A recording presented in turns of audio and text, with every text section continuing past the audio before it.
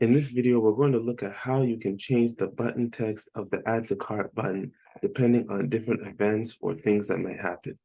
So a lot of times on your Shopify website, the default text of the Add to Cart button will just say simply Add to Cart. Now, as you see here in this code, again, I'm going to keep this very simple.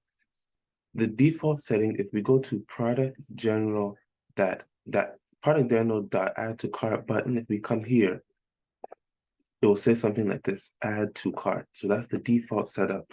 But let's say, for instance, you have a specific tag or variant or meta field, or you have a specific thing that you want, a specific product that you want the button text to read differently. So in this case, we have it set up here that if a tag contains either discontinued or if the product tags contain clearance, we want the button content to read this. So again, we're going back into our code file and we're going to see, okay, what does that mean? So we come here and discontinued, sold out. So to set this up on your store, all you have to do, this is very simple. You want to make sure that it meets a certain qualification. So here we're looking to see that if the product is not in stock. So if you don't want the product to be in stock, then you would say if product not available is equal to false. Now, if you want the product to be in stock, then you wouldn't add this. You would say if product not available is equal to true. But for this example, we're checking to see if the product is not in stock. And if it's not in stock and our tags contain this specific tag here, whatever tag that you have set up or whatever use case you're looking to add to this, again, you want to make sure that the button content reads whatever you have set up here. To have this specific part here, you're going to look inside your JSON file on your Shopify website. So you see how it says product.general.discontinued? All this means is you have our initial block here, which is product. Then you look here, okay, the next one is general. So now you're looking for our next block, general.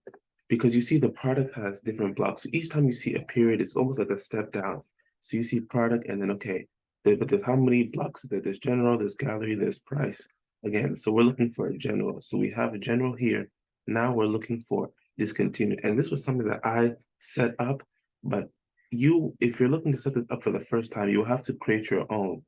So you have to create your own information here. So in this case, I created this discontinued. But let's say, for example, you wanted to create a new category that it says new. So all you do in here, you would type it like this. You would say new, and then you would just say, let's say text here, like this. Then all you would do is you would come here and instead of discontinued, this would just say new.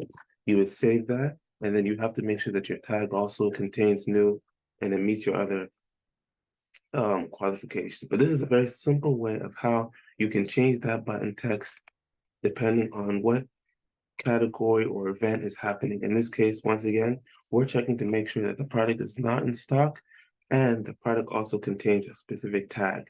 So this is how you can use variants and meta fields to be able to change the button text of your store. And then to actually change that text, you would just come in here into your JSON file and add a new category here with whatever you want the text to say.